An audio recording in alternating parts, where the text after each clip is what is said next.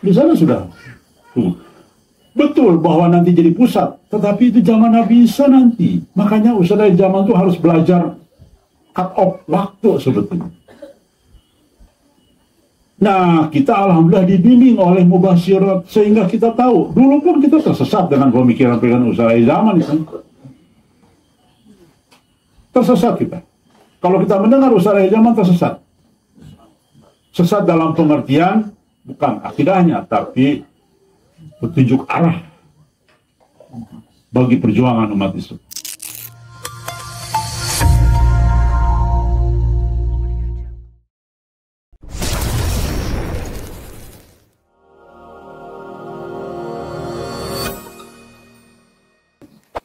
Kita akan masuk pada kajian untuk memperkuat kajian-kajian sebelumnya, supaya kita keyakinannya bulat tanpa ada keraguan sedikit pun, karena seluruh tema-tema selalu bermuara satu kebenaran.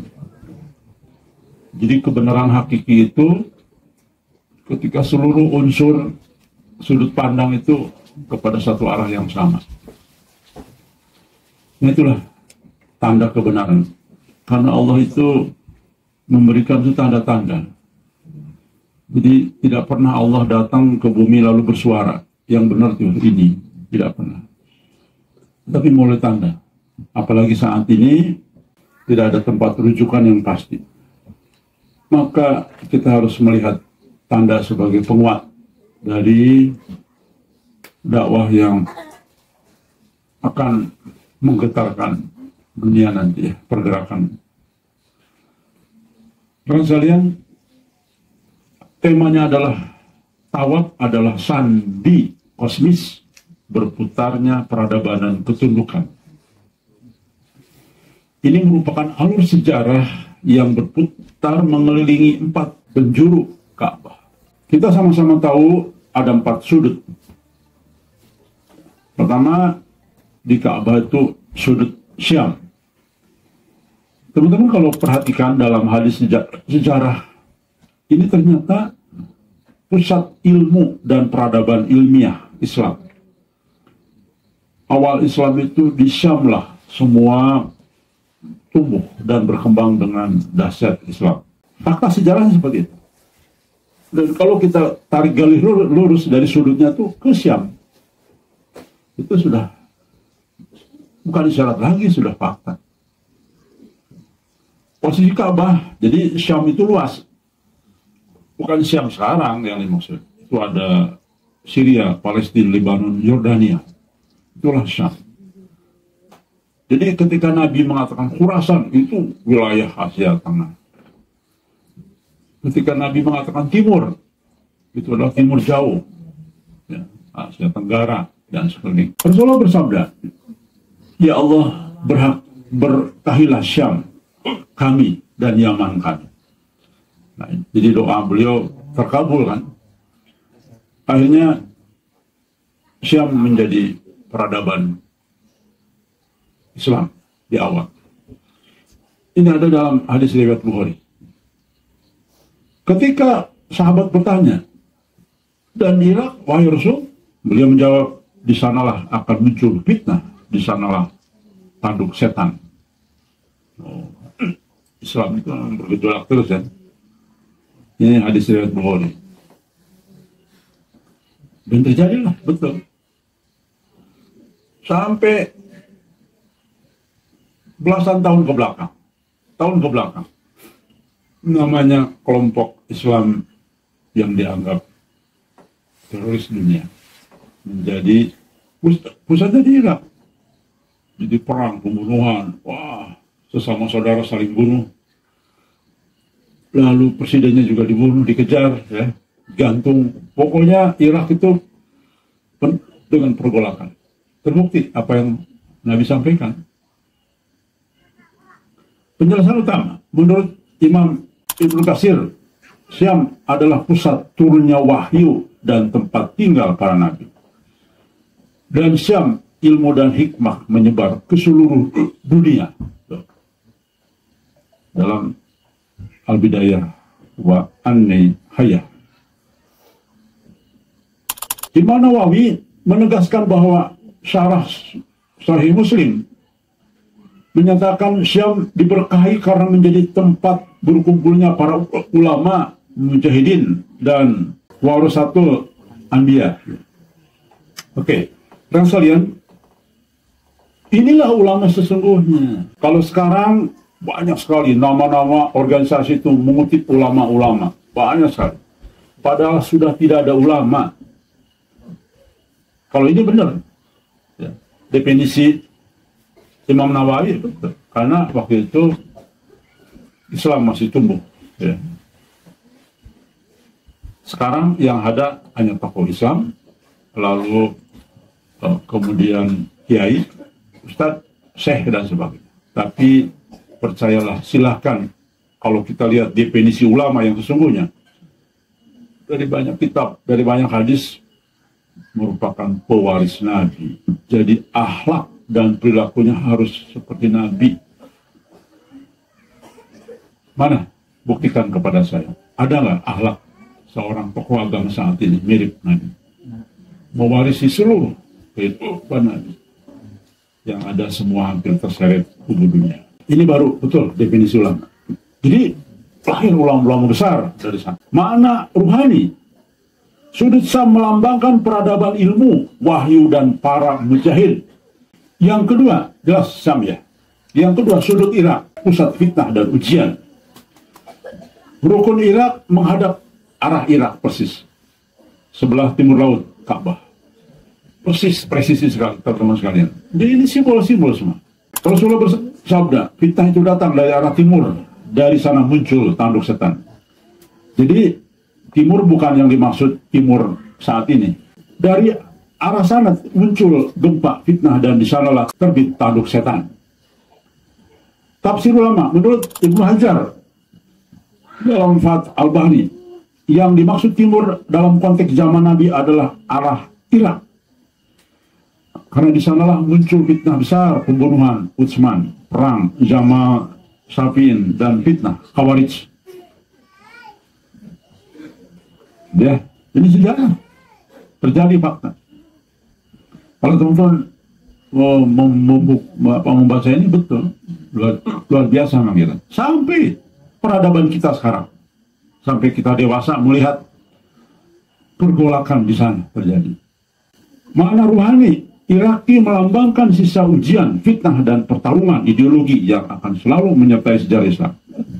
Betul kan? Menyertai sejarah Islam. Dan coba teman-teman perhatikan, tepat sekali apa yang Nabi sampaikan. Terjadi jadi terus. Oke? Makanya ketika kita lihat kajian-kajian ini, seharusnya teman-teman imannya tambah lagi. Karena yang kita sampaikan adalah sebuah kebenaran yang tidak mungkin dibantah lagi ya. Berikutnya, sudut Yaman, pusat iman dan hikmah. Nah, tapi zaman dulu bukan zaman sekarang. Jadi ini teman-teman harus tahu apa pasalnya.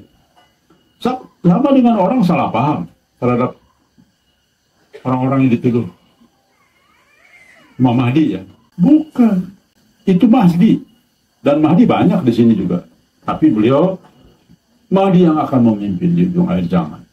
Pakai al-Mahdi. Jadi karena orang tidak paham ini, makanya harus dijelaskan. Kalau ada yang mengatakan dia itu Imam Mahdi, bukan. Dan kita sekarang tidak berimam ke dia. Terang-terangan saja.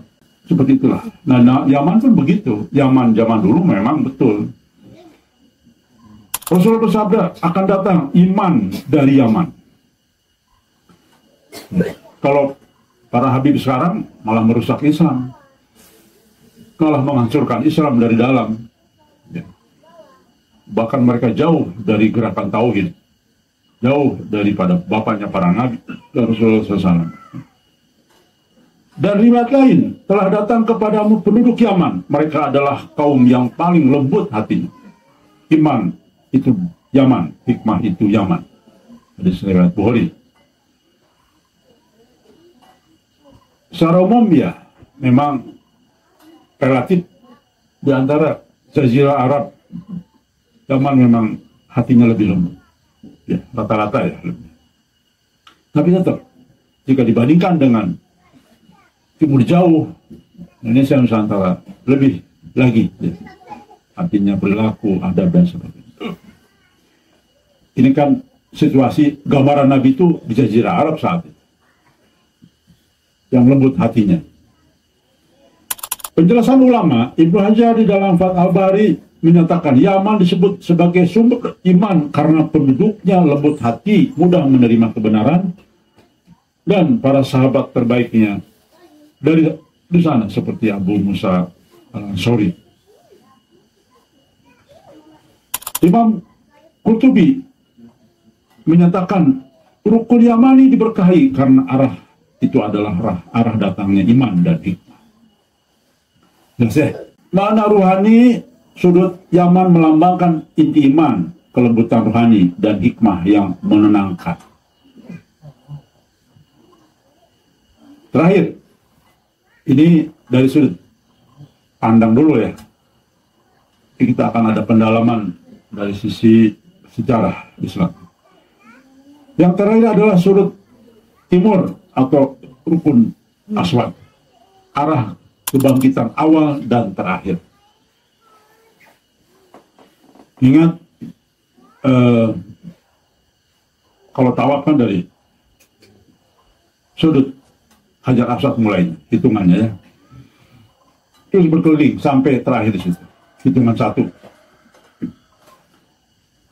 Dan ini sesuai dengan apa yang munculnya disebut dengan Nabi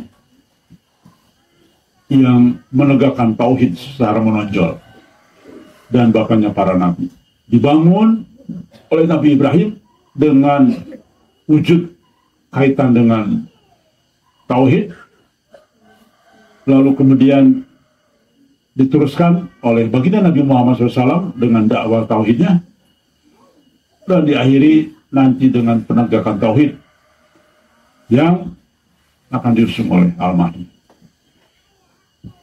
Makanya bayatnya di Mekah itu sebagai simbol. Ini sudah jelas ya. Isyarat hadis dan riwayat. Dalam hadis-hadis akhir zaman Rasulullah sering menyebut arah timur sebagai tempat munculnya tanda-tanda besar akhir zaman, termasuk panji hitam dari timur. Kadang-kadang ditambah ada kata-katanya timur dari Khurasan. Sekali lagi, teman sekalian, mau diartikan dari manapun benar. Karena memang nanti sudah jelas ada dalam hadis dan juga dalam banyak mubasyirat bahwa para pembantu utama Al-Mahdi akan hijrah ke Pakistan. Jadi dua pengertian itu pun serasi, tidak ada yang bertentangan.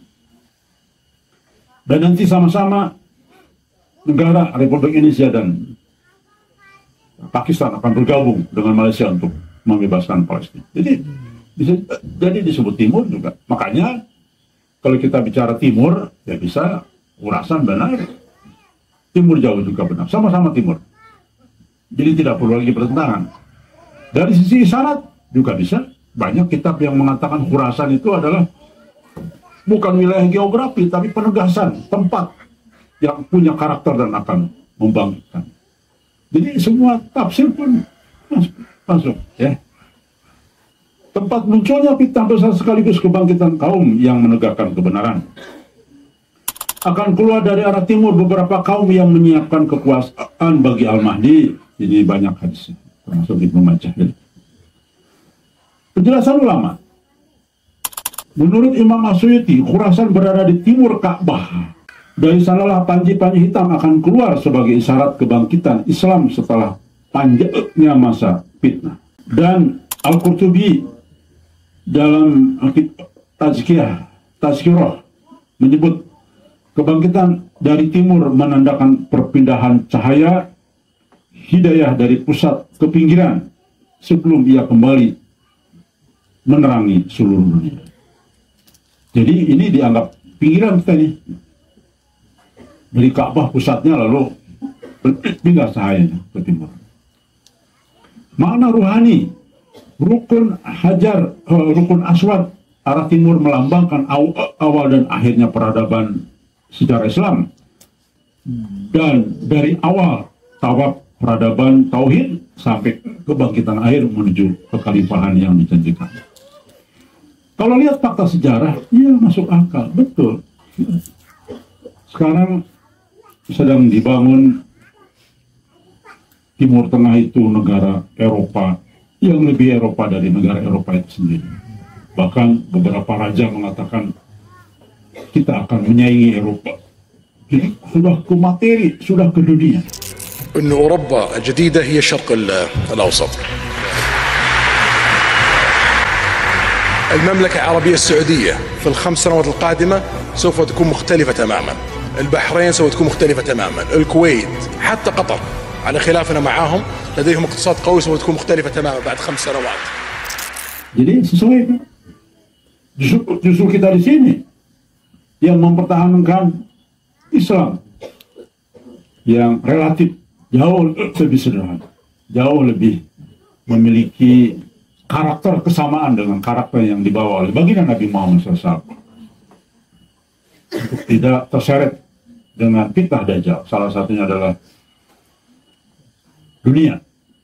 Namun terbalik, justru di pusatnya Islam dibangun tempat wisata yang fenomenal, kota baru yang di situ banyak sekali patung-patung sebagai satu simbol-simbol sejarah. Kan terbalik ini. Ya, dan ini betul sekali. Ya. Dengan demikian, Ka'bah bukan hanya pusat ritual, tapi juga pusat simbolik dan peradaban Islam. Ya. Setiap sudutnya memantulkan siklus sejarah umat dari Yaman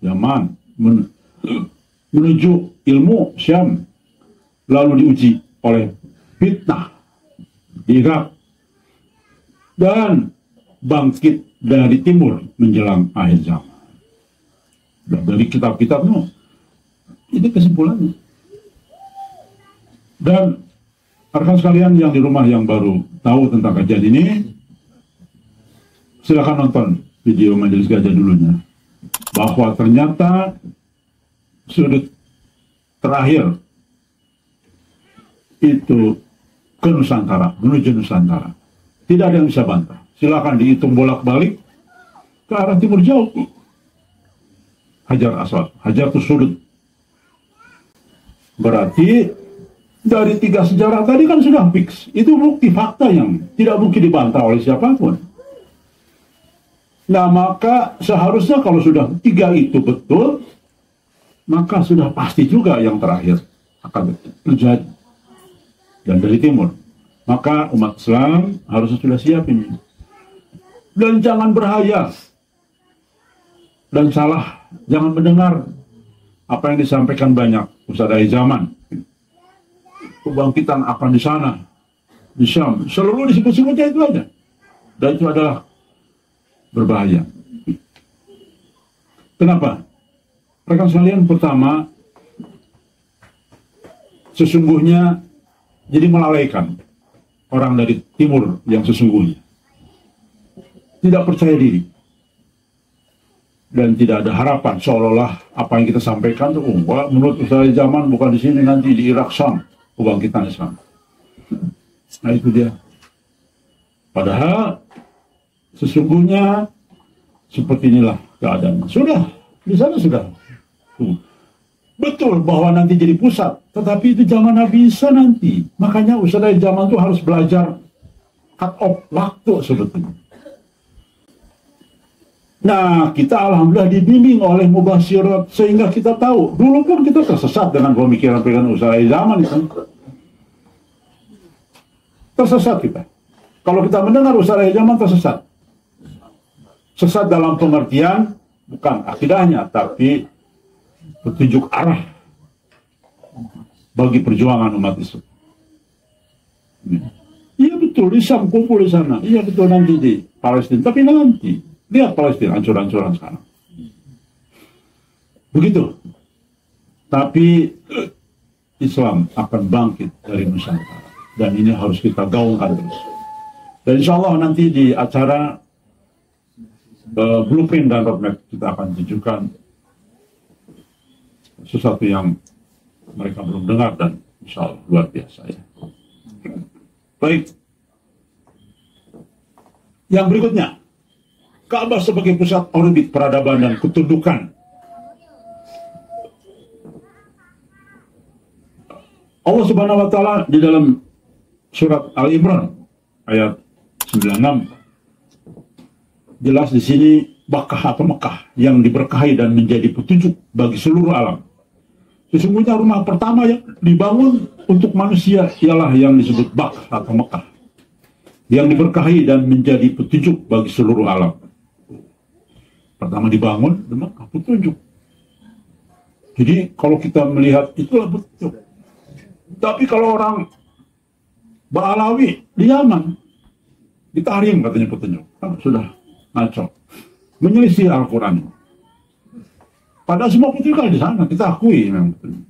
Tapi pemegang amanahnya inilah yang banyak lalai. Sehingga beberapa kitab tadi mengatakan dipindahkan petunjuk itu, baik mimpi maupun mubasyirat kumpulnya di timur.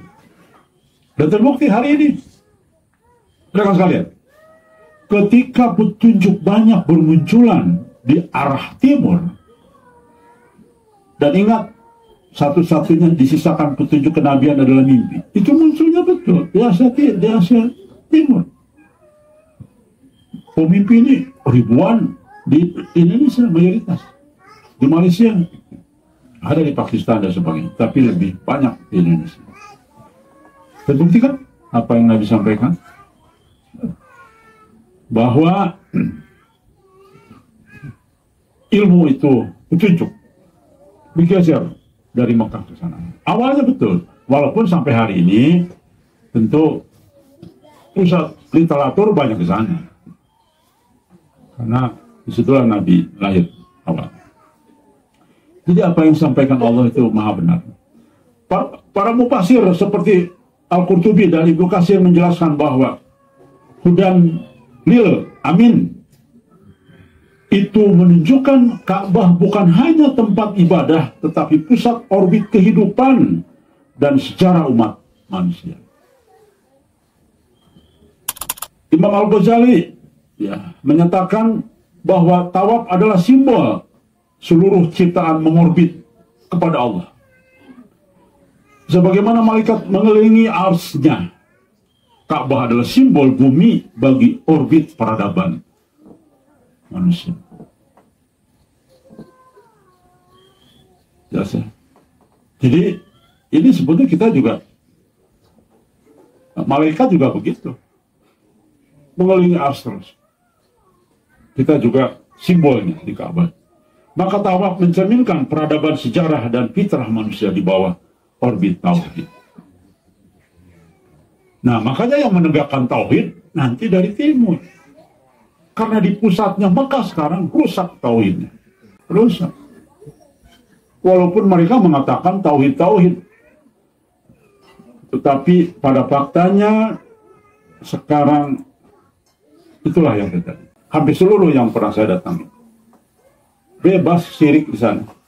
Foto di mana-mana, patung juga ada. Berarti ini merusak dari dalam. Bayangkan ya. Jelas-jelas patung dilarang. Mayoritas ulama mengatakan, tapi ini malah dibangun tempat-tempat begitu. Dasar.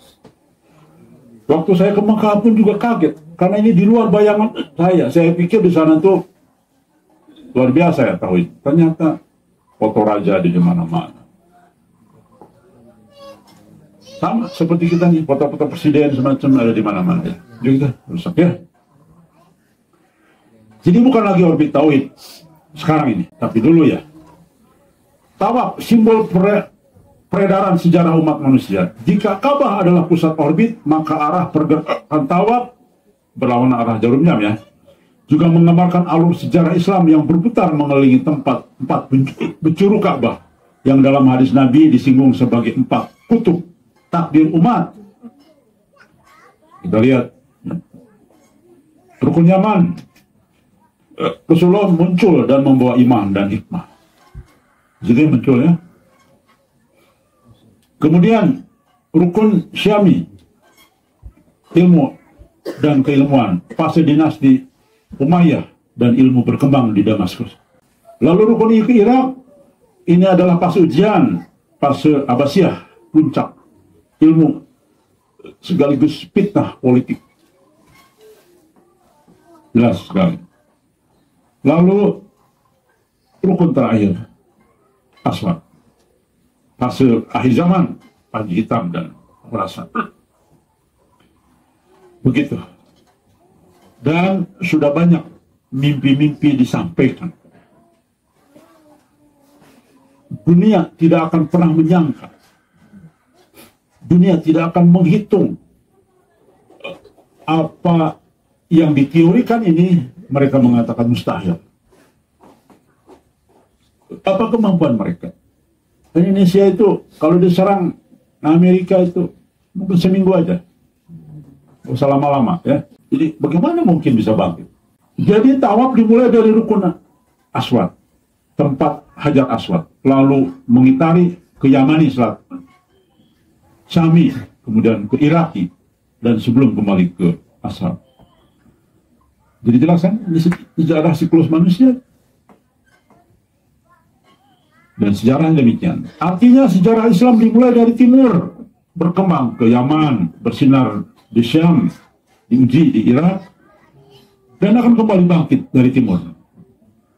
Begitulah sejarah, faktanya demikian. Jadi ini sama dengan hidup manusia. Mau tahu hidup manusia? Lahir, kemudian berkembang menjadi anak-anak, diuji sudah dewasa, kembali kepada Allah. Persis kan? Sama. Ada 4 fase loh. Lahir, tumbuh dewasa, masa remaja masih bebas, nggak dihitung dosa. Anak kecil mukul yang lain, apa mencuri masih kecil, belum tentu dihitung dosa karena belum dewasa. Isyarat kitabiah tentang perputaran takdir ini. Dari timur Islam muncul ke arah timur kembali. Rasulullah bersabda, sesungguhnya iman akan kembali ke Madinah sebagaimana ular kembali ke lubangnya. Betul. Dulu awalnya di sana, tapi nanti kembali ke sana. Kita akan membebaskan Jazirah menjadi ilmu tauhid yang sesungguhnya. Memang begitu. Saya pun kaget ketika ke beberapa Timur Tengah ada mampir ya. Kalau kan pakai pesawat ke satu tujuan, ke Qatar dulu, kemana gitu ya, transit. Yang saya kaget di bandarnya ada patung besar, walaupun patung mainan sebagai simbol, tapi itu udah patung. Jadi luar biasa memang fitnah itu ya. Akan keluar dari arah timur beberapa kaum yang menyiapkan kekuasaan bagi Al-Mahdi. Jelas sekali ya. Jadi kekuasaan bagi Al-Mahdi berarti kan tidak sekota ini. Kalau lihat bahasa narasinya akan disiapkan dari arah timur bagi Al-Mahdi. Berarti Al-Mahdi dengan kebangkitan timur ini sudah menunjukkan kelompok yang berbeda. Harusnya mengatakan Nabi Al-Mahdi dan pengikutnya di timur. Nah itu kan berarti isyarat mereka dekat. Kalau ini kan jauh, menunjukkan beda waktu dan tempat. Imam As-Suyuti menyatakan sebagaimana Islam pertama kali muncul dari arah timur, Hijaz. Nah ini dia yang saya maksud, Irak itu Hijaz. Timurnya itu begitu. Seperti tafsiran para ulama tadi ya. Demikian pula kebangkitan di akhir zaman muncul dari arah timur, Khurasan. Dengan demikian perjalanan tawaf adalah isyarat siklus sejarah Islam. Dari timur, selatan, barat, dan utara. Masya Allah, lengkap ya. Timur, selatan, barat, dan utara. Kembali kepada timur. Kembali kepada asal. Kita lahir dari Allah, akan kembali kepada Allah juga. Allah yang berkehendak. Tawaf sebagai simbol ketaatan dan ketidaktaatan kosmis. Ibnu Arabi menyatakan gerakan tawaf adalah zikir seluruh makhluk. Ia adalah bayangan dan gerakan langit, planet, bahkan atom di sekitar pusatnya. Persis ya? Hidup siklus manusia berputar begitu. Ketika tawaf juga berputar, mau tahu Seluruh alam ini juga berputar itu. Dalam tafsir Ruhani ini, Ka'bah pusat tauhid dan takhir umat. Sudut-sudutnya adalah sejarah peradaban. Lihat. Tawaf, peredaran peradaban menuju kesempurnaan iman di akhir zaman. Maka rekan sekalian, tolong, ini perlu garis bawahi. Kita mulai belajar di sini titik nol. Tauhid itu adalah kepatuhan, samina wa tona, tidak ada tawar-menawar. Sekarang pun teman-teman di sini dikumpulkan untuk samina wa tona terhadap semua aturan di sini. Yang tidak mau aturan akan tersingkir. Karena tidak samina wa tona. Tauhid itu samina wa tona sebetulnya. Tunduk kepada Allah. Kita suruh sujud, nggak bisa protes. Iblis pun kenapa? Karena protes. Semua protes. Lalu kemudian muncul Mahdi yang culun, protes juga. Yang awam dalam bidang apa? Apa namanya awam? Umi. Protes. Manusia itu protes. Kerjaannya cuma protes. Dan sedikit sombong dan sombong. Banyak yang sombong. Maka sesungguhnya apa yang ada kita lihat di Ka'bah dan pergerakan intinya melambangkan tauhid yang harus diusung dan dipertahankan terus. Baik, kesimpulan Ruhani secara hikmah dan isyarat kitabiah bahwa tawaf di sekitar Ka'bah bukan hanya ibadah fisik, tetapi juga sandi kosmis perputaran peradaban Islam. Lihat galaksi, lihat semuanya pergerakannya mirip ketika kita tawaf. Islam dimulai dari timur, tauhid murni. Hijaz, ya.